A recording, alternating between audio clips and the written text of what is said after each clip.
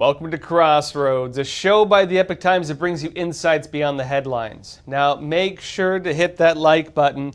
Let me know what you think of the show in the comments, and don't forget to subscribe. You can get updates on when the new shows are. Now, look, on to our first story for the day, H-1B visas. A big controversy not too long back in the crosshairs of the Trump administration. Now, they have new rules pending that could actually help make Americans more competitive on job markets and prevent some companies from switching to cheap foreign labor, like having you train your replacement. Although this is also bad for foreign workers. Now, the Times of India says this. It says the Trump administration is working on a new rule to create weighted selection processes for H-1B cap visas. It says weights are likely to be assigned based on the salary offered to the foreign beneficiary, the individual who is being sponsored for the H-1B visa by an American employer. And it notes the writing was on the wall. Now it is much clearer. Recently, the Department of Homeland Security, DHS, submitted a proposed rule to the Office of Information and Regulatory Affairs, which is the White House office that reviews rules. It notes that post its reviews, the rule will be published in the Federal Register, kicking off the process of implementing a final rule, meaning it's still in the works. It notes the process could take several months, as it also involves keeping a window open for inviting public comments and reviewing. Now, on that point, it doesn't end there. This could also include changes to the visa lottery system. Basically, they have a system where we just give out visas. It's not based on skill or talent or special anything. It's a lottery, right? And there are concerns that other countries even have systems in place to rig the lottery so they can get like certain people into it. And this also means that America is not always getting the best and brightest. It's just whoever wins the lottery. They might get rid of that altogether. And instead of doing that, they might shift to prioritizing people based on skill, a merit-based system. We want the best and brightest of the whole world. Now, Forbes said this. The Trump administration plans to publish a proposed rule to end or significantly change the annual H-1B visa lottery. Near the end of Donald Trump's first term, the administration proposed ending the current random selection process, which we do, by the way, used each year when H-1B registrations exceed the annual limit of 65,000 plus a 20,000 exemption for individuals with an advanced degree from a U.S. university. Meaning, of course, if you study in the U.S., you might be more likely to get a job in the U.S. And they're also getting rid of a lot of the foreign students who have ties to communist or terrorist organizations, meaning you've been kind of filtered. We kind of know who you are. We know you're not crazy. They say in its place, U.S. Citizenship and Immigration Services would have awarded H-1B petitions based on salary from highest to lowest. Commentators warn the rule violated the statute and would disadvantage recent international students and other early career professionals. Meaning students who just graduated that maybe don't have the best skills, older people who've been in the jobs for a while, they actually maybe are the best in their fields.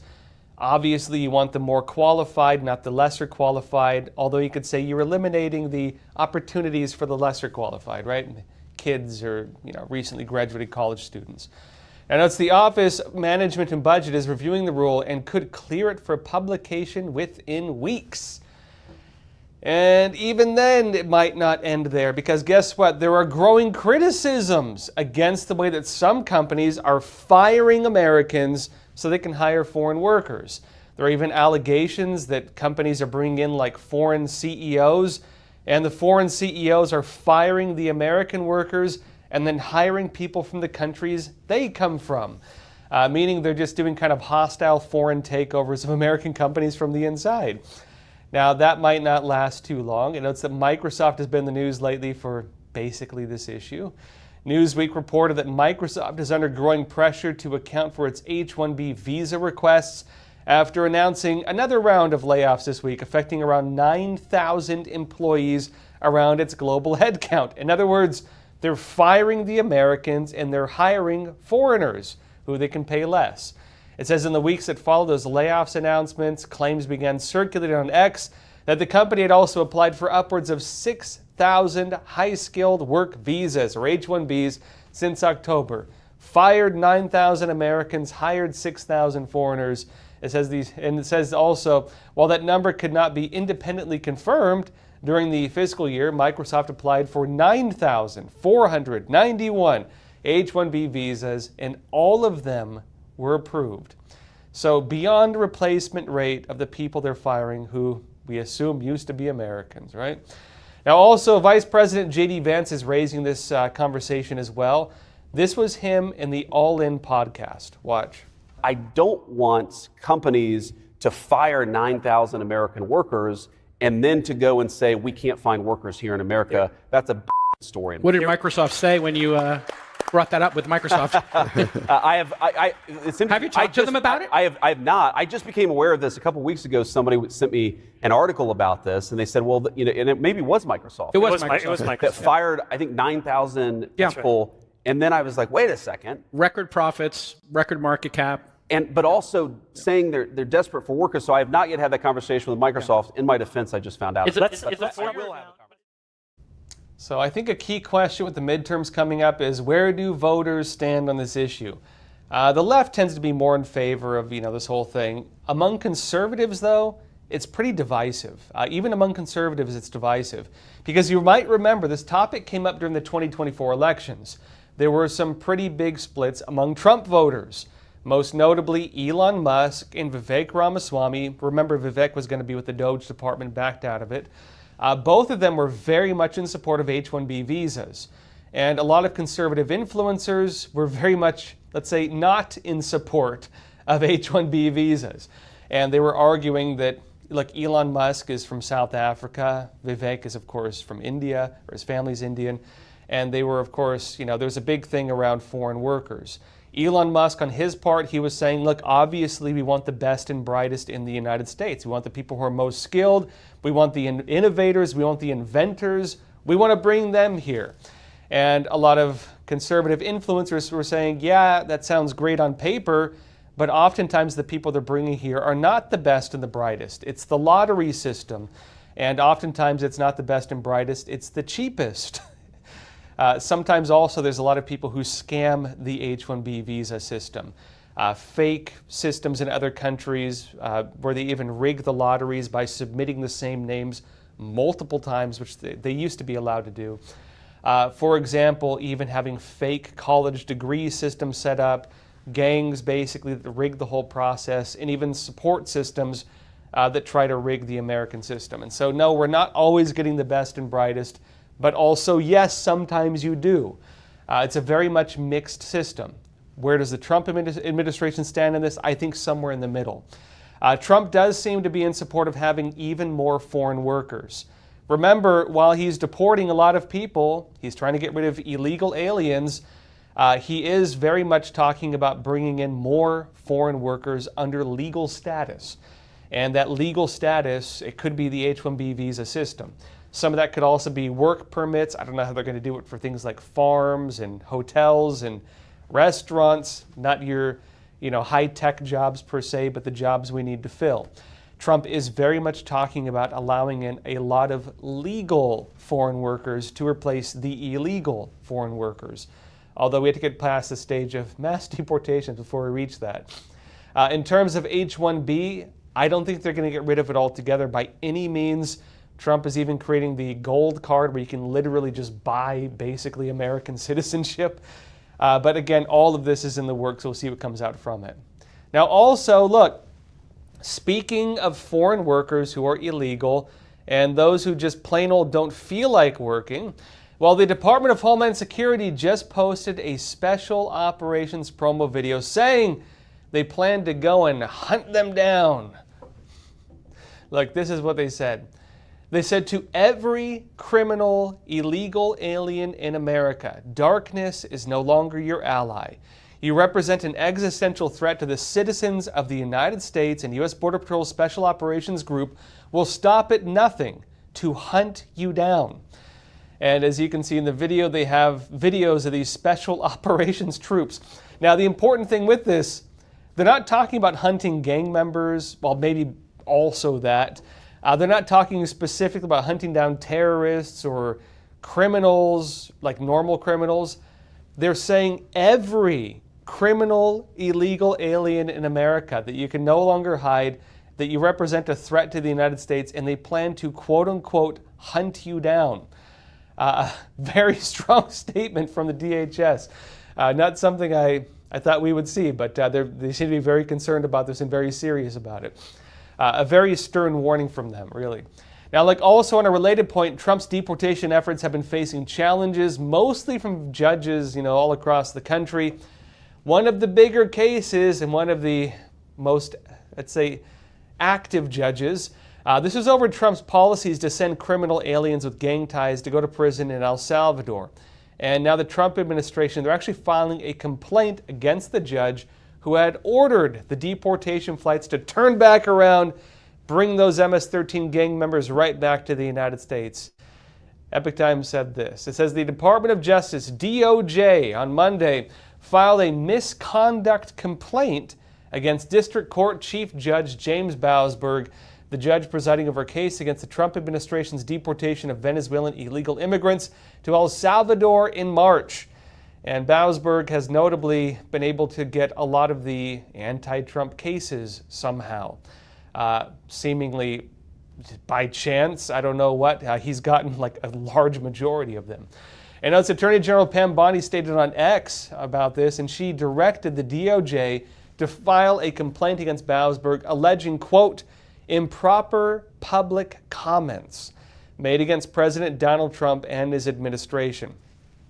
Basically, he seems to have made online, public postings where he seems to have a bias against President Donald Trump. And the question is, well, should a judge have something like that?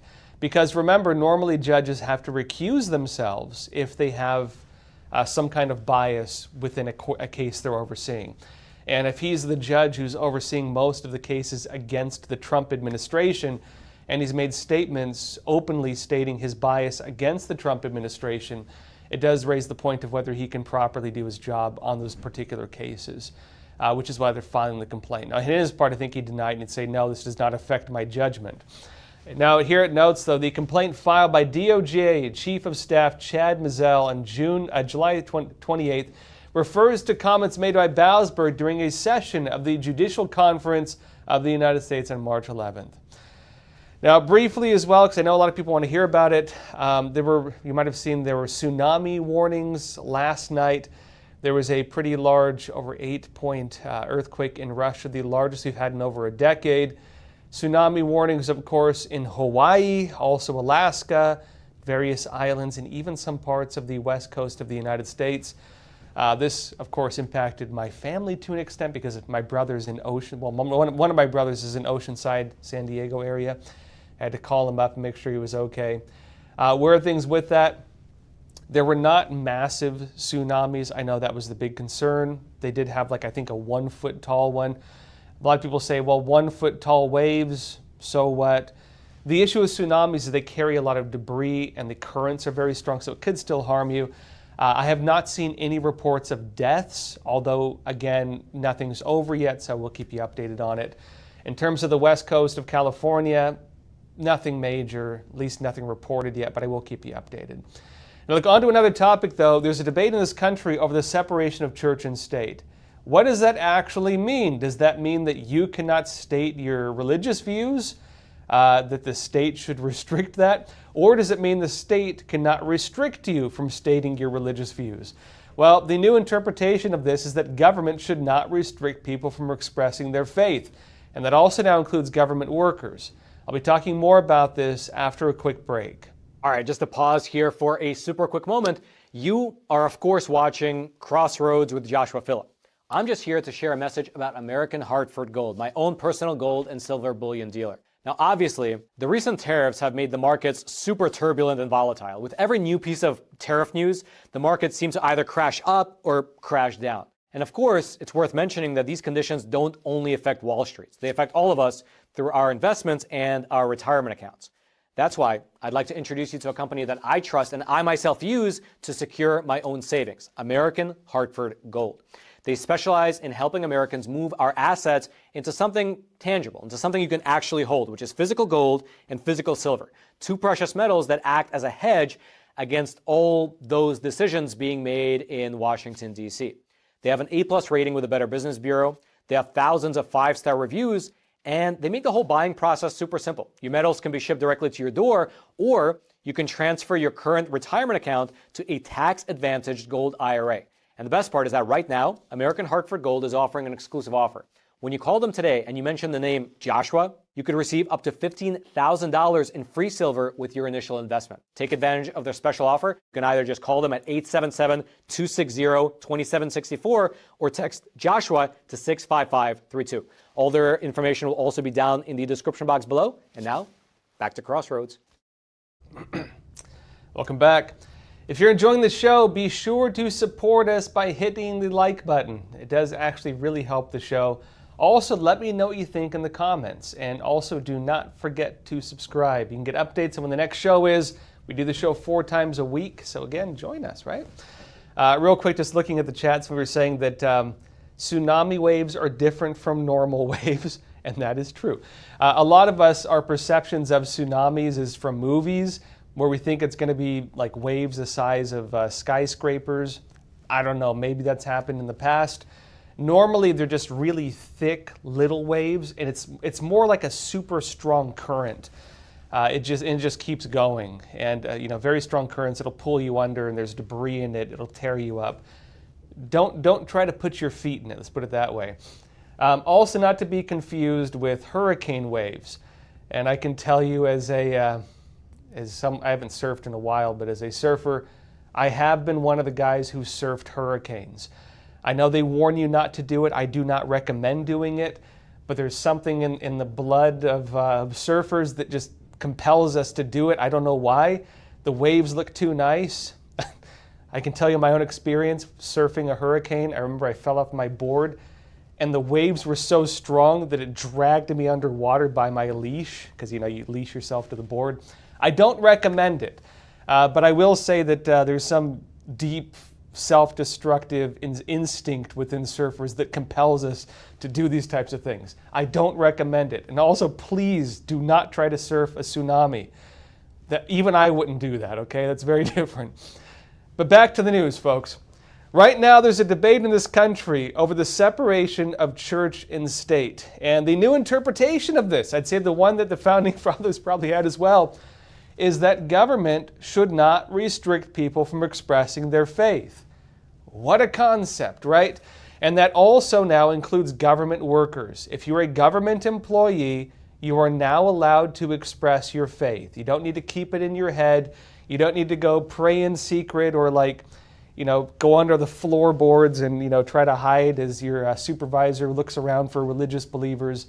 None of that. You can now speak openly, even preach openly, they say. This is, in fact, the government website one of the government news websites. This is the government executive.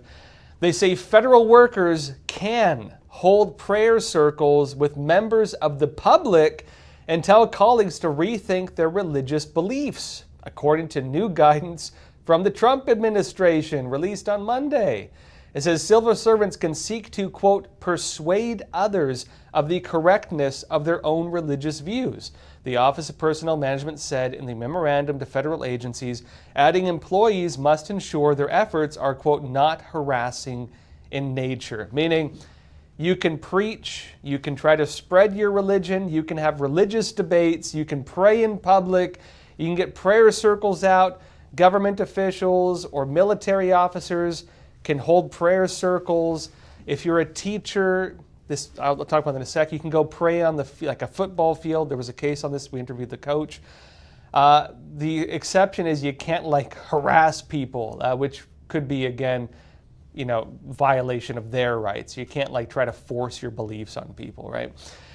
Now notice that OPM, Office of Personnel Management, issued the guidance to restore constitutional freedoms and enable feds to practice their religious practices without fear of retaliation, the agency said. It notes federal employees should never have to choose between their faith and their career, OPM Director Scott Cooper said.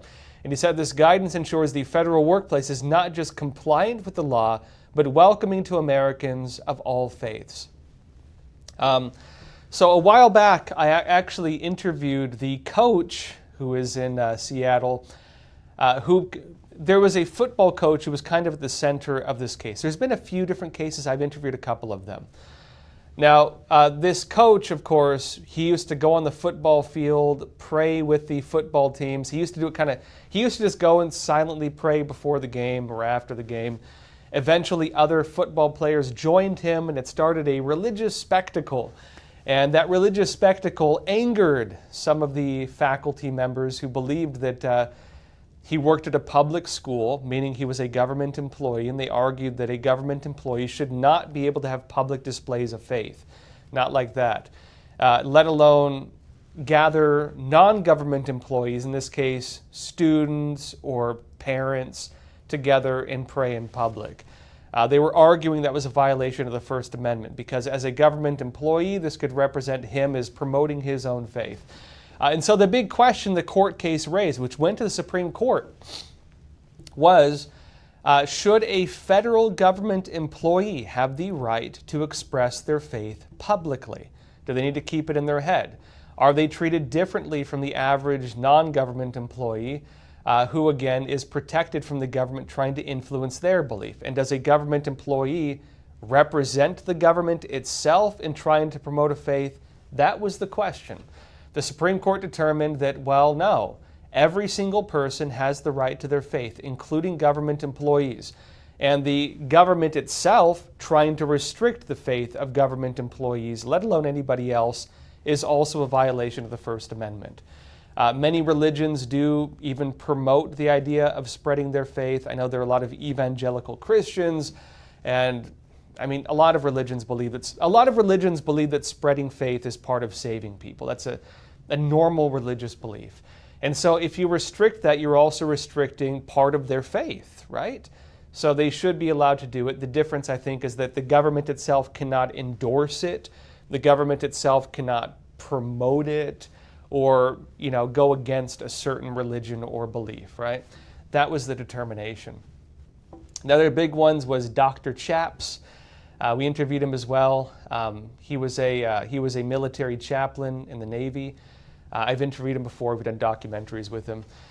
But he also got in trouble because he believed in praying in Jesus' name because they were told, at least previously, it's not this way anymore, that in the military you had to be kind of all-inclusive. You couldn't name one God or one specific belief. And so by praying in the name of Jesus, he was told that he was violating the First Amendment. He defended his faith, fought against that. I believe he's Catholic, right? And eventually did win also. And so he has won the right for all chaplains to pray in the name of the God of their faith. And so if you're Christian or Catholic, you are now allowed to pray in the name of Jesus, even though technically you work for the military, right? So again, this has been a long battle on the religious front. Where do I stand on this? Personally, I think it's great. I do think the line in the sand with the defending the First Amendment's protections on religion, the government should not be able to suppress people's religious beliefs, right? They shouldn't be able to tell you what you have to believe or what you can't believe. And, the nature of religion is that not everybody agrees with everybody else. The nature of religion, which is why they used to say, in polite company, don't talk about religion or politics. It's because people disagree on this and people tend to fight against it. A lot of wars have been fought over differences of belief. And most religions discriminate against other religions because that's the nature of religion. I don't think this may sound funny, but I don't think there's anything wrong with religions discriminating against each other. I think that's part of the nature of people defending their faiths. I think people should be allowed to do that. I think it's normal for people to think that their beliefs are the correct ones because without that, they wouldn't believe.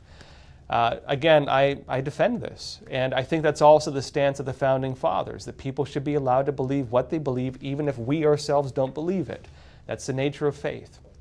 But I would say also, people, including government officials, teachers, and others, they should be able to have their own faith also. Yes, they work for the government, but they're people just like all of us. And they should be allowed to have their own faith, to discuss their faith and even promote their faith if they so choose. I think that restricting that, if you tell a government official or teacher or military chaplain that they can't do that, then that would actually represent the government restricting their religion, which I believe is what the First Amendment protects us from having done. Overall, I think this is a very good development. We might have some more, we might be seeing some more, let's say, friendly or sometimes not so friendly political debates in the public sphere. But also, I think that's what it is to be human. I don't think there's anything wrong with that. And frankly, I think that's healthy. I think actually it's good for people's faiths to be tested. It's good for people to engage in debate, because through the process of debate, you can actually strengthen your faith. I don't think it's a bad thing, personally. Now, like also in the Constitution, there's the whole debate on civil rights laws. That's a whole other issue, right? For well over a decade, most Americans and businesses and government employees and everybody has been subjected to things like DEI, diversity, equity, and inclusion. We were told that everybody is equal, but some people are more equal than others. And also that was seen pretty heavily in corporate America, in advertising, in Hollywood, in media, and everywhere. You could not, for the life of you, get away from it. But that's all changing now. And as it changes, well, there's kind of a shift taking place. There's a chorus of criticism against companies kind of going the other way now, because instead of showing diverse people or, I don't know, horizontally challenged people, they're suddenly showing pretty white ladies. And part of this is discussions around how their genes make them pretty. And people are angry about that. MSNBC said this. It said, this week, American Eagle, which brought us baby tees and low-rise denim in the aughts, debuted an advertisement campaign starring actor Sydney Sweeney. Sweeney, 27 years old, is featured doing all sorts of American things in her American Eagle denim, like leaning over the hood of a white Mustang or lying on the floor holding a long-haired German Shepherd puppy. Very American things, apparently. And it's at the end of each video, an off-screen voice speaks over blocky letters declaring that Sweeney, blonde, blue-eyed, and white. They don't say she's white. This is the media making a big deal about it. Has great genes, they say, referring both to the genes she's wearing and the genes in her blood given to her by her parents that make her pretty. It says the wordplay was made even more explicit when American Eagle posted a video of Sweeney standing in front of a poster bearing her likeness with the words, quote, jeans, G-E-N-E-S, crossed out with the replacement jeans as in Levi jeans or denim jeans or American Eagle jeans. Now let me show you one of the ads in question. Watch this.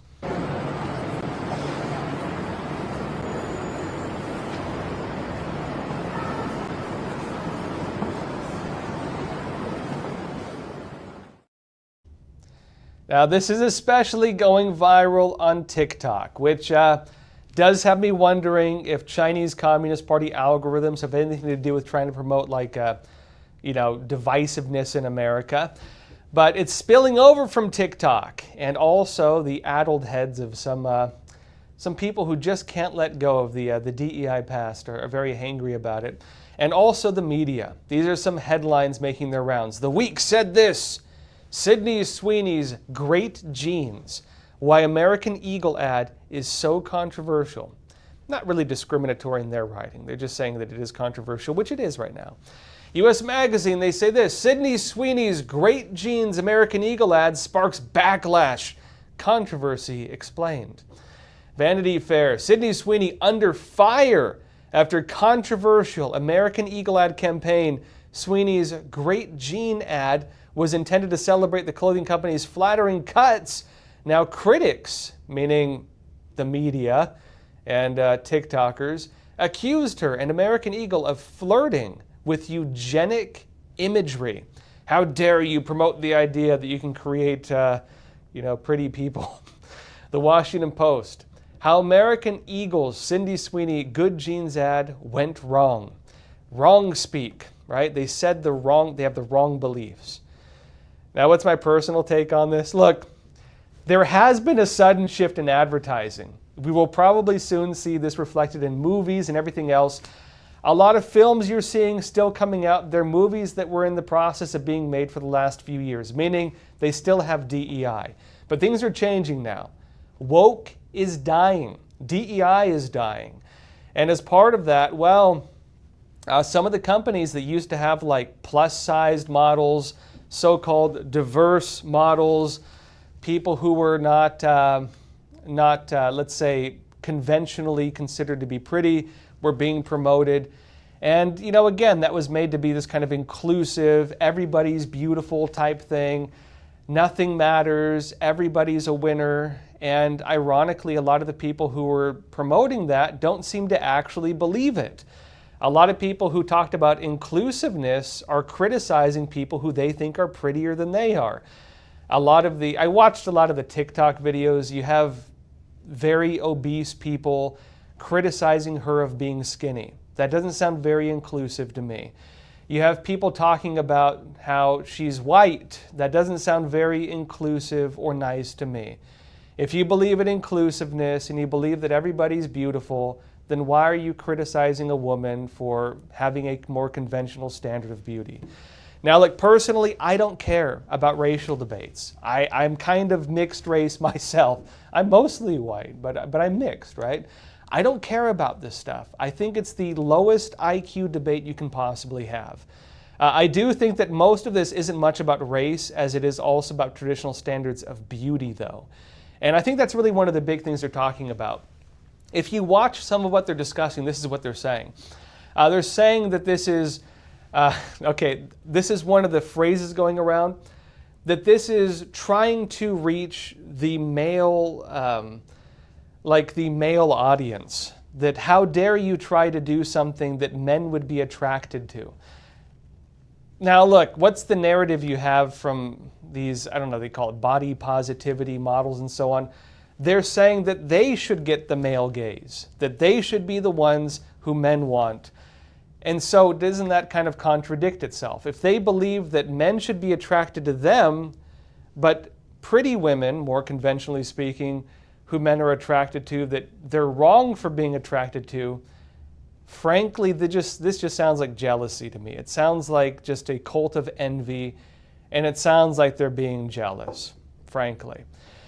Now, that being said, I'm not a big fan of sexualization in advertisement. I do think it undermines people's dignity, personally. At the same time, I'm very much realistic about the nature of the world, and I don't really care that much. Again, I do think that beauty is something, I do think beauty is something more than skin deep. And I don't mean to sound cheesy when I say that, but I've known people who are very beautiful by conventional standards who are very ugly on the inside. And I know some people who are not as beautiful on the outside by conventional standards, but frankly, if I were single, I'd take them over most of the others, right?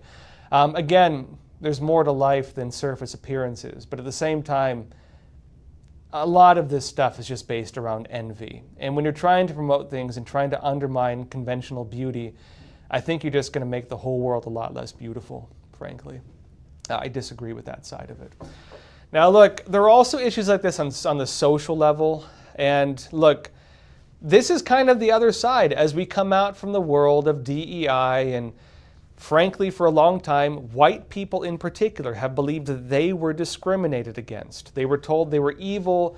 They were told they were oppressors. You had kids growing up being told this. And a lot of the kids who grew up being told this over the last 10 years, well, they're now adults, right? Gen Z. And the concern I have to an extent, but also now we're seeing socially, is that they may go to the other extreme. This is very much real, right? And there's a new debate on that front also. Let me show you kind of both sides of this, right? The Independent said this: a far-right ethno-nationalist group that has set up a quote-unquote whites-only community in a remote part of the Ozarks in northeastern Arkansas is reportedly exploring the possibility of expanding north into Missouri. And it's called Return to the Land, RTTL, which describes itself as a private membership association, meaning it's a group, it's an organization, it's like a club. And it's for individuals, it says, with traditional views and European ancestry. And they opened their first community in Arkansas in October 2023, is now considering entering a second state. Now, people are mad about this. In response to this, some are noting Also that, well, while people are mad about this, you've seen it done with other races, and many of the same media having a problem with this were very much in support of it when it involved other races. So why are they mad that white people are doing it when they were very happy that people of any other race were doing it? That's a decent question, a fair thing to ask. And of course, the question is, well, why was the media reporting it so differently? Let me show you some of this. This was CNN about a similar community involving black Americans back in 2020. Watch. You hear that? That is the sound of freedom. A lush and rugged expanse about 130 miles south of Atlanta, just shy of 97 acres. It's undeveloped, unincorporated, and it has new owners. It feels amazing. It feels really amazing. I cry every time I come here. Renee Walters is one of them. She's president of the Freedom Georgia Initiative.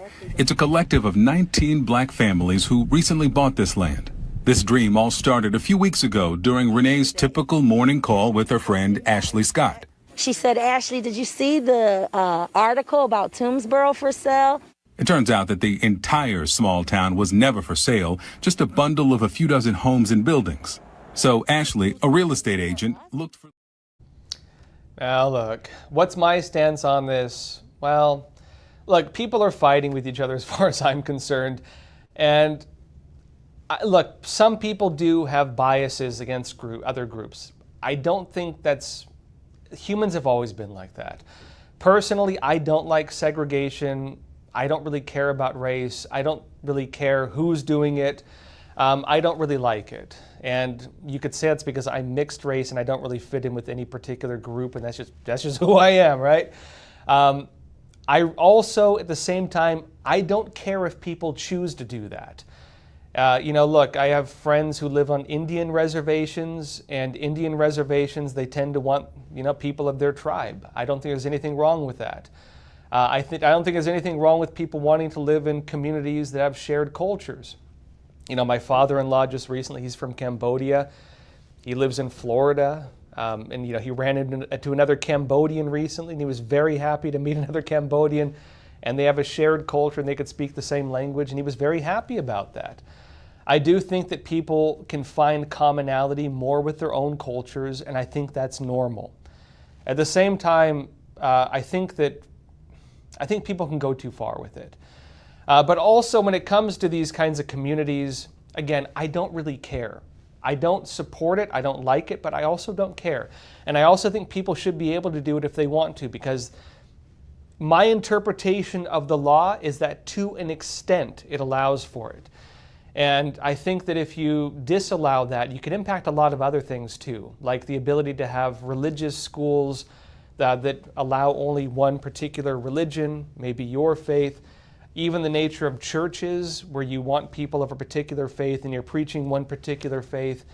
That's also under, the same civil rights protections. Now, I will say when it comes to these groups, the way that they're able to do this is they've established a private organization, right? It's different than if it's through the government. The government cannot create like a racial community. The government can't create like a whites only or a blacks only or a Hispanics only thing. And frankly, a lot of government agencies are under fire right now because some of them were doing that, where they were saying, we're hiring for a position, but it's not available to white people. Or we're going to open this up, but this is only for people of color. No whites allowed. I think that was morally wrong. I do think that was a violation of the Civil Rights Act. And the Trump administration, they're actually looking to even make potentially criminal charges against the people who were doing that. At the very least, opening them up to lawsuits. Now, socially, I think the country we're emerging from that state. We're emerging from a culture where the government and many agencies were in fact discriminating under the banner of non-discrimination. And the whole narrative around that was equity, that the system itself was somehow, built with discrimination in its blood, and that they had to discriminate in order to not discriminate. As weird as that sounds, I don't think it makes sense. But again, The current interpretation of the law is the government cannot do that. The problem you have now, you have kids who were 10 years old dealing with that in schools, being taught these things, and being discriminated against. You had kids being told that they were morally wrong for the color of their skin, that they were evil for being born, and they've been told that for the last 10 years, right? Or even longer, depending on how far back you want to go. Those kids are now 20, some of them older, 20, 25, some of them were in college, maybe even in their 30s by now, and they've been dealing with this and not liking it probably for the past decade. Now you have those people coming out of that and saying, you know what, I feel discriminated against, and I just want to form a community of people who, like me, were pushed out. You do have that happen in various parts of societies. Personally, I understand where people are coming from. I think you can't have a proper nation, though, without having different groups of people. The very nature of having a nation is that you unite the tribes, so to speak. If you unite the tribes in one country, you have a more national culture. If you unite the tribes, quote unquote, across several countries, you have a much bigger nation. You have an empire. The problem you have with that is an empire is going to have different cultures, different races, different religions. And if you want to hold an empire together, you need to find a way to make them all get along with each other. Many empires in the past have failed to do that. Some have managed to do it. The Roman Empire, great example of it, right? I don't know, maybe we should go back to having only people who came across in the Mayflower can vote like the Roman Empire did, but I don't know if that's going to work out for everybody, right? Until that time, we need to find a way to get along with each other if we're going to have a country. And I do think things went wrong for a very long time. I do think that by sidelining people, by institutionalizing the criticism or damnation of certain groups because they were told that they were like historical oppressors, I think that was morally wrong. And you could argue that, well, maybe that was a backlash from Jim Crow and stuff. I would also say that was wrong. But as I was taught growing up, two wrongs don't make a right. And if you want to play the game of vengeance, it'll go on forever, and all you're going to do is tear this country apart. I do think that forgiveness is what unites, and I hope this country can forgive each other, and maybe we can go back to getting along yet again. Can't we all just get along? Right? Can't we all just get along? Now look, that said, folks, I do think also that, again, this also ties into law, because it's complicated. I think a government should also allow people to have some forms of unity between different beliefs. And that is a challenge also. How do you allow people to have their unique cultures? How do you allow people to have their unique beliefs? How do you allow them to do that while also maintaining social harmony? That is a question that empires have asked throughout all of human history. That is a question that has led to the collapse of empires when not handled properly. But I do think the federal government and the way the Constitution was written and amended with the Civil Rights Act, I think it does properly address that. I really do believe this. And my interpretation of the Constitution is this: the government should not restrict people's ability to form groups or have religious communities or have beliefs, even if we don't agree with those beliefs. Even if most of the country doesn't like their beliefs, they should be allowed to have them. But also, I think on a moral level, on a social level, we should have some kind of uniting idea. And I do believe in the United States that is the belief in freedom. And I do hope that our belief in freedom and the right to protect the freedom not just of ourselves, but even of those we disagree with, is what should unite us, personally. Right? That said, let's jump into some questions. So questions, comments, anything you want to talk about, leave it in the chat. Let's jump into it. And you're saying, problem with those foreign students, they're pushing out very qualified American student spots at universities based on money, not qualifications.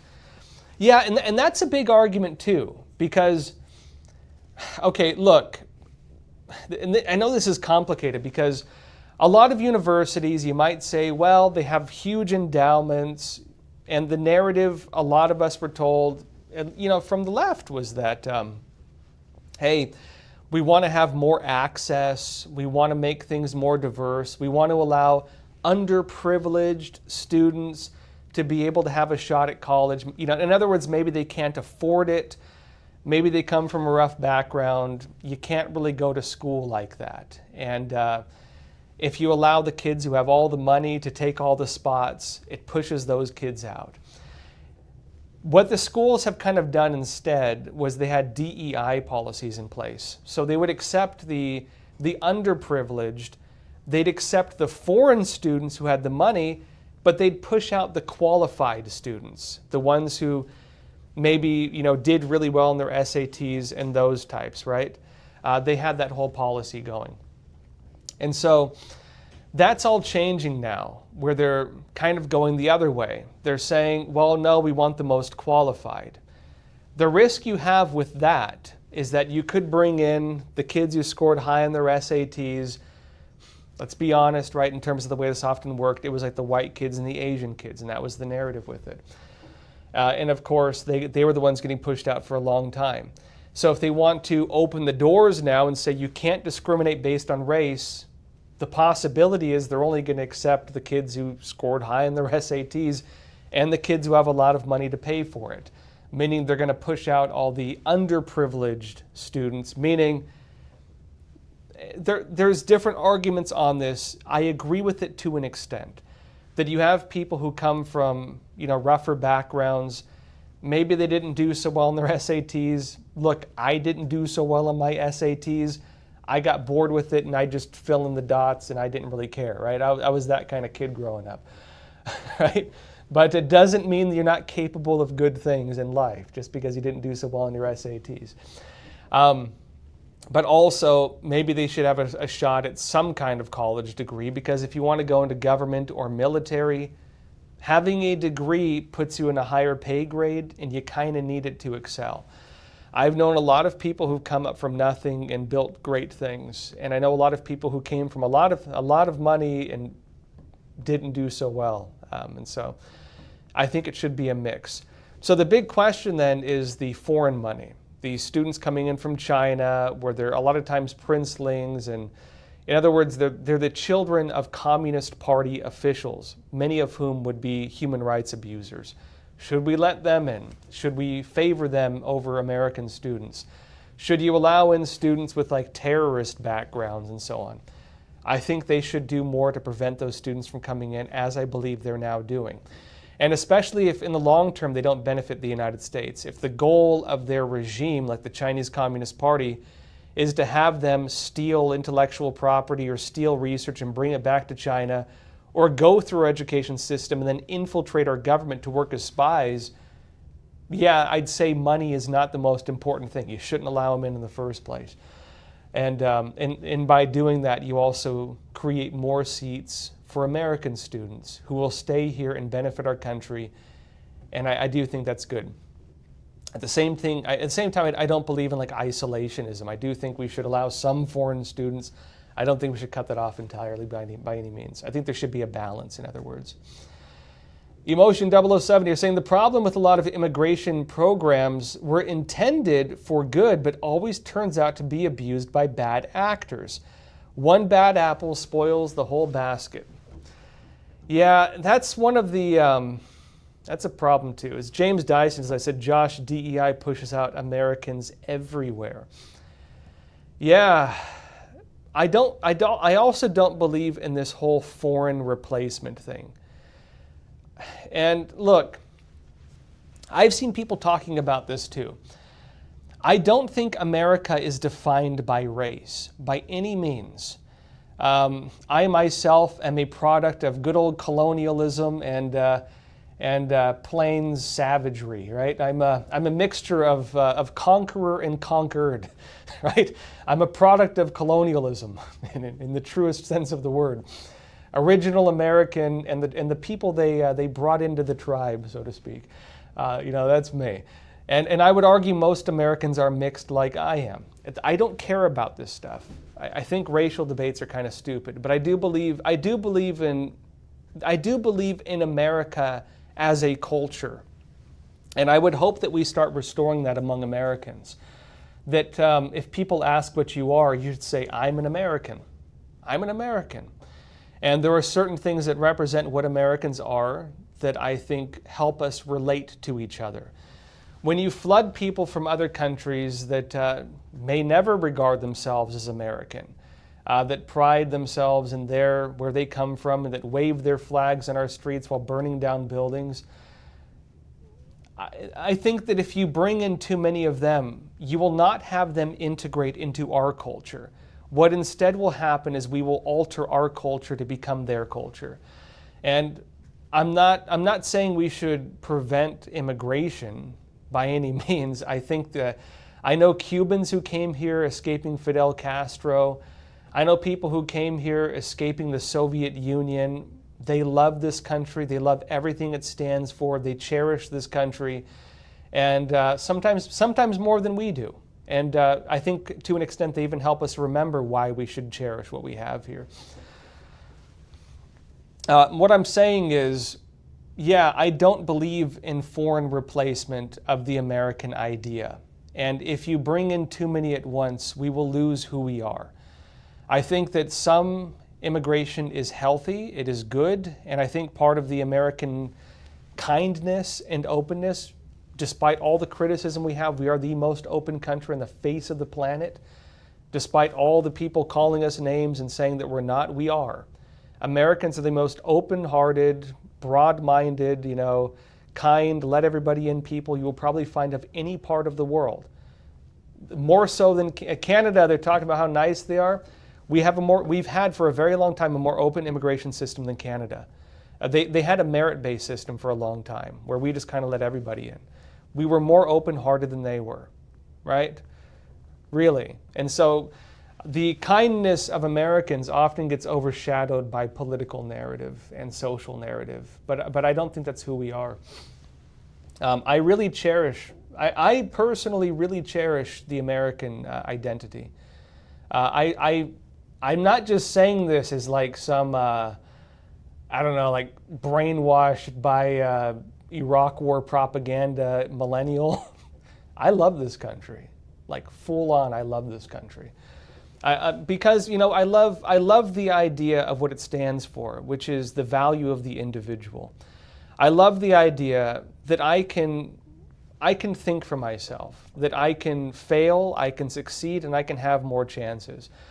I think that the idea that we have of taking care of your own, of being responsible for your own morality, being able to make mistakes, being able to do stupid things, but also being able to learn from them and still being given second chances. I think this is what we are as a country.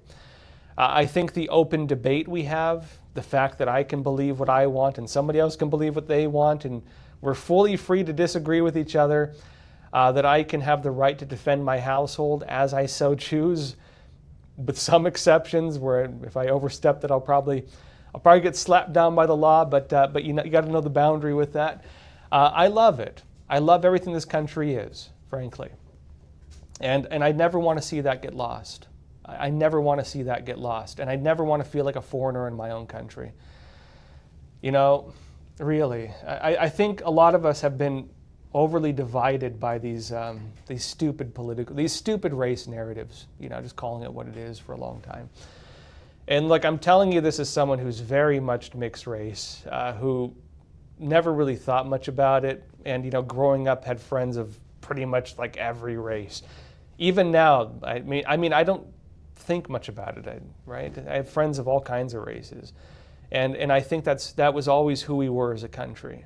I think we lost sight of that to an extent over the last decade, really. And I hope we can get it back. I really do hope we can get it back.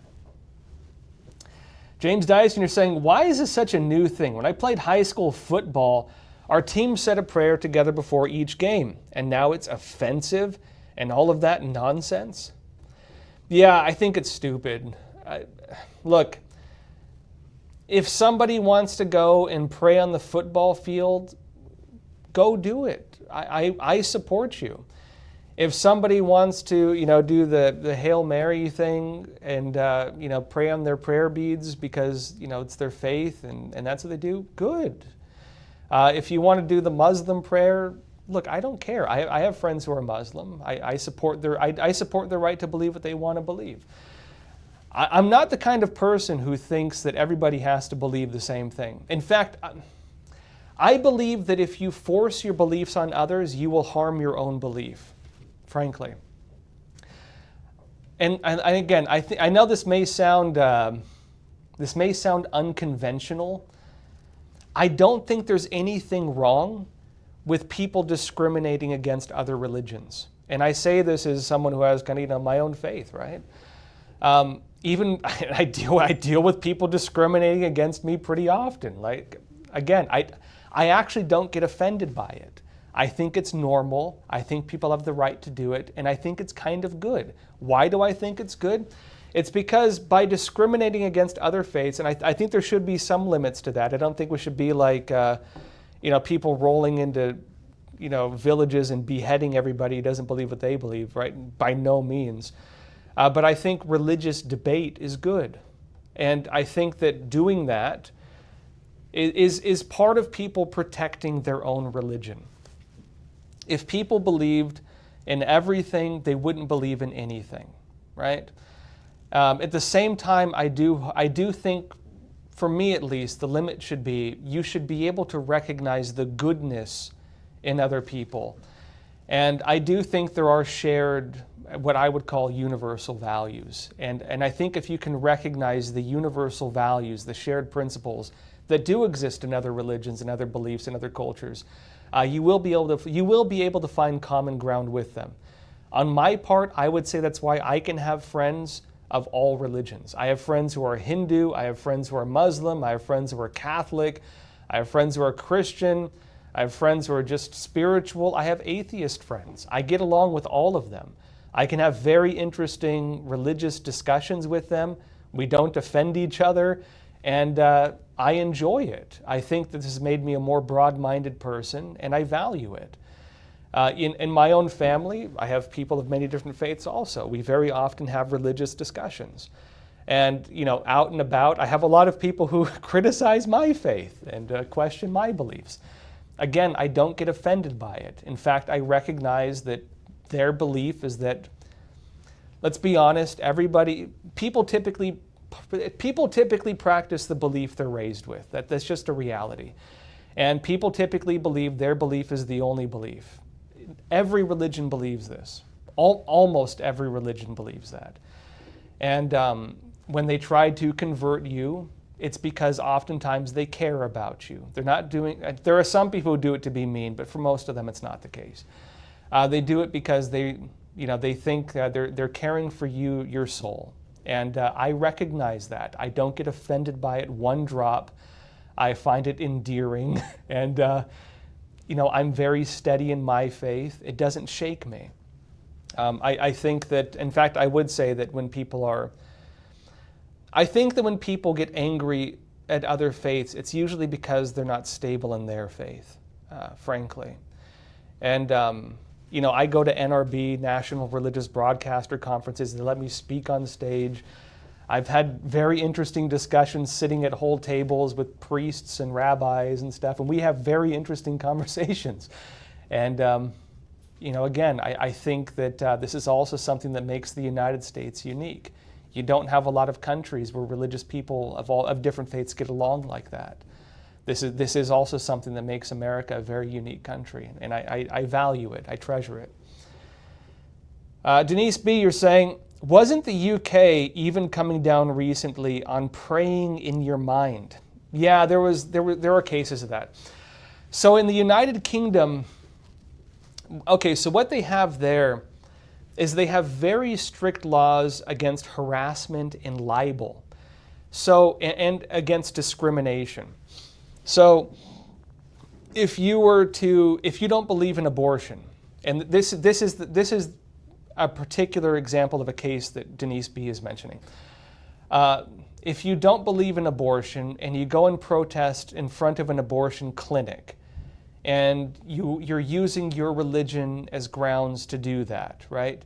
They will arrest you for it, and there have been cases of it. There was a recent viral video where there was an older woman, and she had. You ever see British people argue? It's usually so well-mannered, right? she had a sign that said, like, if you would like to discuss, I'm here. And she's basically telling women who are going to get abortions, you want someone to talk to, she's there for you. And police questioned her, this is in the UK, and they said, well, were you praying? She's like, no, I wasn't. And they say, well, were you praying in your mind? And she says, yes, I was. And apparently that was illegal. Thought crime, right? Now, briefly on the British, I oftentimes find, this is a separate issue, but I oftentimes find it very interesting when they're getting arrested and they're very nice about it. They're like, I'm very offended that you're arresting me. Like they're so well-mannered. It's not like Americans, right? Americans, we're more loud when we're offended. They're very well-mannered there. So they have people getting arrested like, why are you arresting me? I'm very unhappy about this, like that. But not to diminish this by any means. So the problem they have there is, does that represent discrimination against their faith? Because Christians there are saying, well, you're accusing me of discriminating for having my faith, but by arresting me for expressing my faith, are you not discriminating against my faith? And a lot of them believe that there's a double standard. In particular, they think that Muslims are very much allowed to have public displays of their religion. So why are they not allowed to have public displays of their religion, Christianity or Catholicism? And so a lot of people there are worried that their faith is being persecuted, right? Now, is that the case? The basis of the argument on the other side with the British government is they say that, I think they say the intent is what matters. So if you do it with the intent to harass, then they go after you. And for the British people, they see it as being, well, maybe in some cases that might be justified, but many cases it's not like that.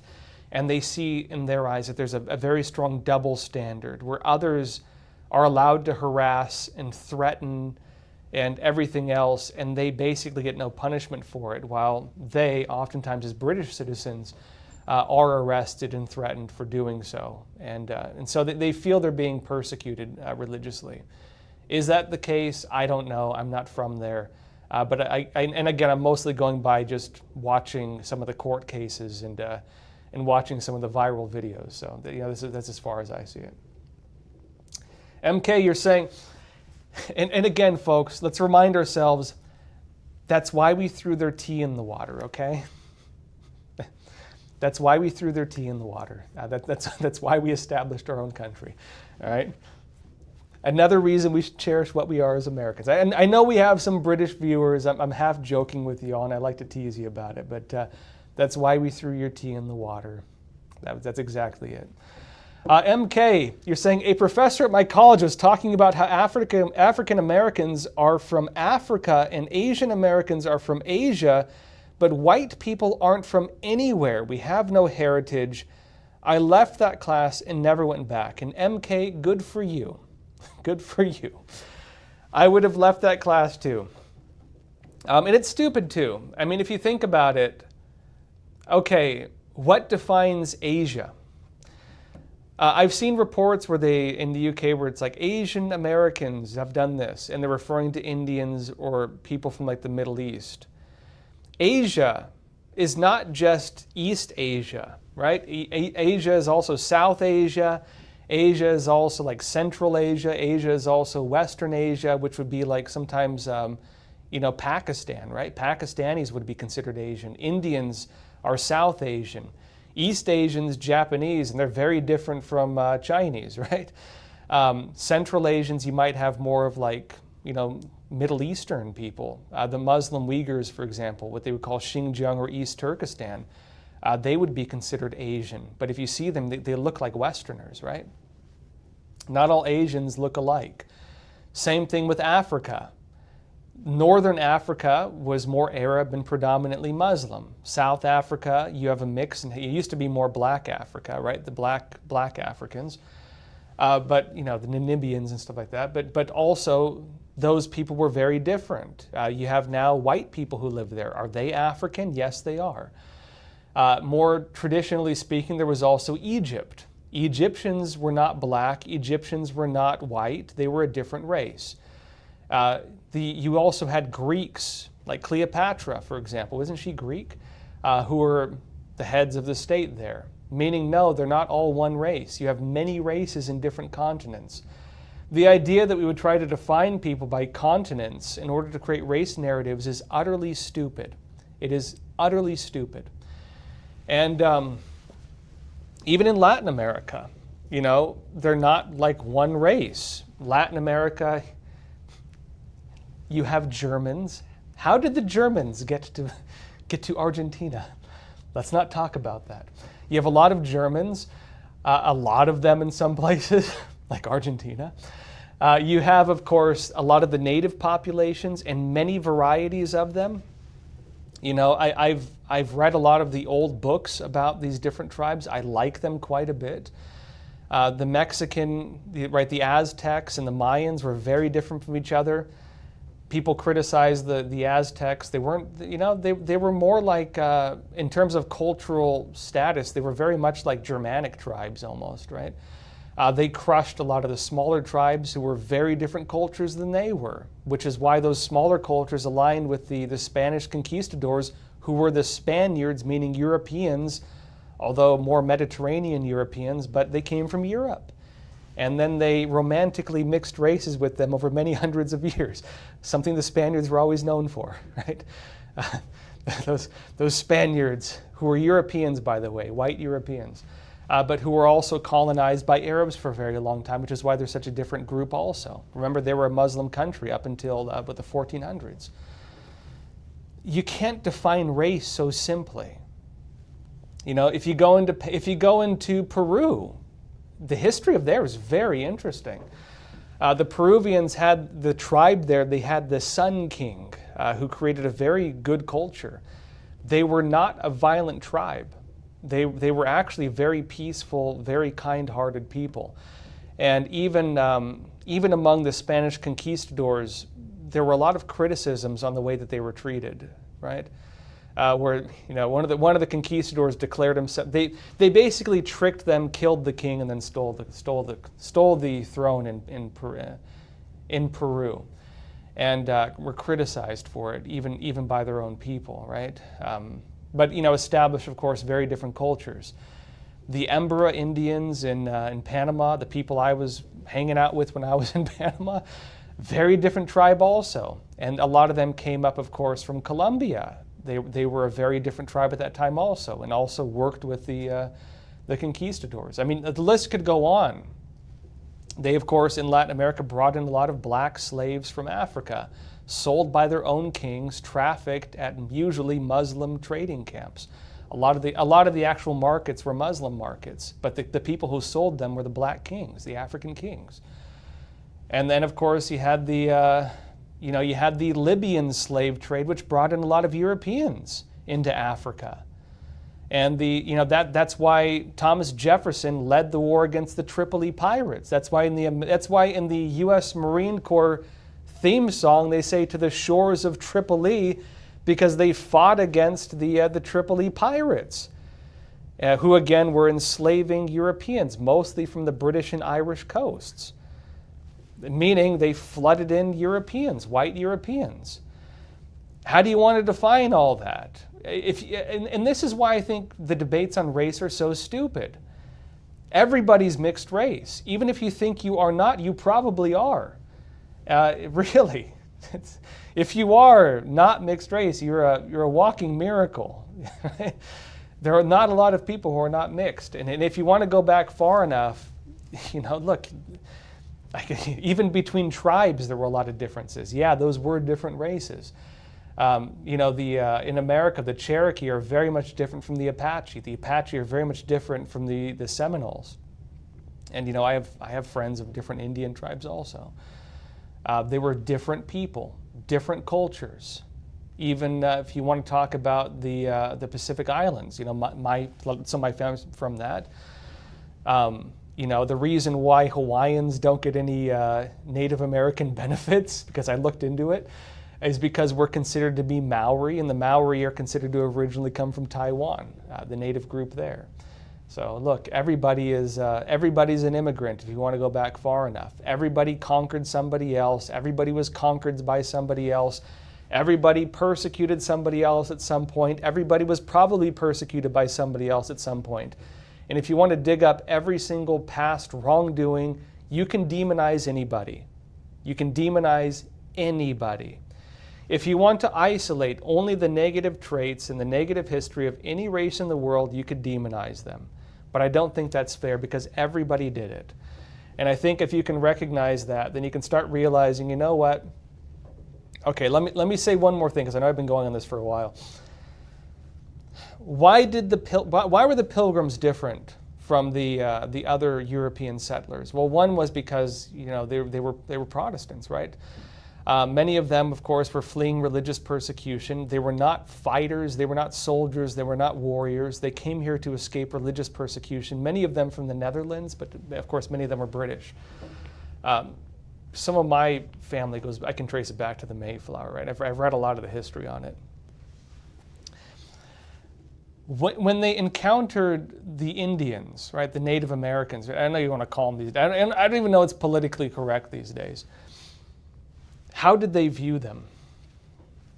They viewed them as people created like them in the likeness of God by the same God, right? And that was the idea that a lot of people who came here from Europe, they came here because they wanted to convert people religiously. A lot of them some came to escape religious persecution. Some came here, and even the westward expansion, because they wanted to spread Christianity. That was the actual reason for it. In fact, even the conquistadors going into Latin America, a lot of people don't know this, but it was actually a Catholic crusade. They were told by the Pope to humanize and Christianize the New World. It was a religious crusade. A lot of people don't know that. In fact, there were even debates on should they be considered Christian, or should they be considered human? And the Catholic Church determined yes, they should. And what does that mean? What does it mean when you're determined, yes, we're all human? What does that mean? It means that every single human is created by God. That's what it means. And if you can understand that, we're all part of the same human race, and you understand that we were all created in the likeness of God, if you believe in religion, that means also that we have shared humanity. That means also there is something that we should recognize, right? And also, that we come from a similar origin. And so that was the viewpoint of the settlers. That was why they didn't wipe them out. Although they did in some cases, but why for the most part they did not. They believed these were people who should be saved, because again they believed that spreading their religion was the process of saving people. They believed these were people who should be saved, and they recognized their humanity. Race had nothing to do with it, right? So, I would say I share a similar view to the Founding Fathers, and I share a similar view to the Pilgrims, that I recognize a commonality of the human race. And I'm not trying to sound cheesy in saying that. I mean it in the legitimate sense, right? I recognize a shared underlying human nature, and I believe we all have a certain conscience that directs us towards goodness and creates a guilt when we deviate from that, right? Because I think we all have some kind of inherent fundamental goodness in us that should be harnessed and enlivened, right? That said, anyways, I went on for a long time with that, but again, you have all these racial debates. I know it's easy to get pulled into it because I think all of us have been propagandized to some extent by these, what I would call agitation propaganda. Communism, what does it seek to do? It seeks to divide us. It seeks to drive wedges between people. It wants to create hatred and animosity Part of the way it does that is it digs up old grievances. Yes, between races. Yes, between classes. Yes, between religions. And I would urge everybody to not fall into that trap of just hatred and anger and, just jealousy, in my opinion. I think they're trying. There are communist groups trying to do that. Don't let them do it to you. In my personal recommendation, right?